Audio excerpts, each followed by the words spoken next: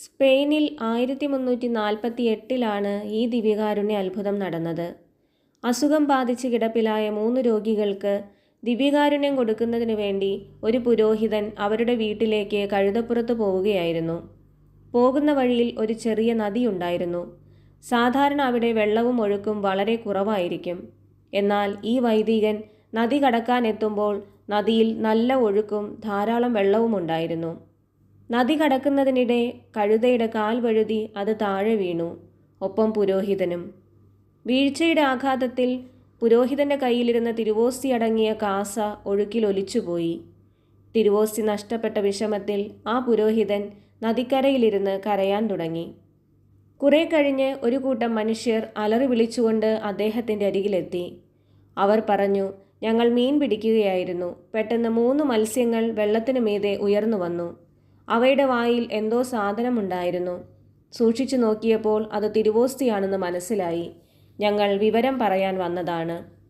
ആ പുരോഹിതനാകട്ടെ അവർ പറഞ്ഞത് സത്യമാണോ എന്ന് പോലും അന്വേഷിക്കാതെ അതീവ സന്തോഷത്തോടെ തൻ്റെ ആശ്രമ ദേവാലയത്തിലേക്ക് ഓടി. അവിടെ ചെന്ന് പുതിയൊരു കാസയുമായി അദ്ദേഹം തിരികെ വന്നു. വൈദികൻ ഇങ്ങനെ ഓടുന്നത് കണ്ട് ജനങ്ങളും അദ്ദേഹത്തിൻ്റെ കൂടെ കൂടി. അവർ നദിക്കരയിൽ എത്തുമ്പോൾ കണ്ട കാഴ്ച ആശ്ചര്യപ്പെടുത്തുന്നതായിരുന്നു. 3 മത്സ്യങ്ങൾ വായിൽ തിരുവോസ്തിയുമായി വെള്ളത്തിൽ ഉയർന്നു നിൽക്കുന്നു.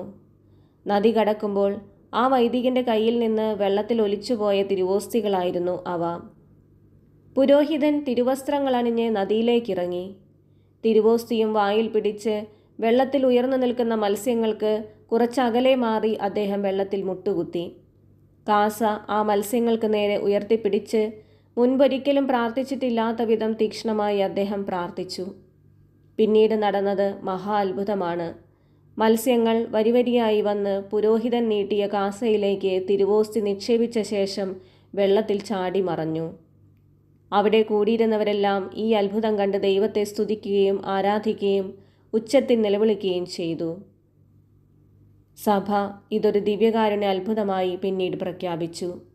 നമുക്ക് പ്രാർത്ഥിക്കാം.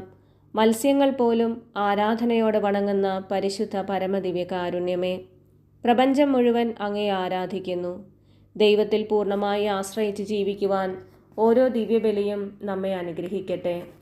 പരിശുദ്ധ പരമ ദിവ്യകാരുണ്യത്തിന് എന്നേരവും ആരാധനയും സ്തുതിയും പുകഴ്ചയും ഉണ്ടായിരിക്കട്ടെ.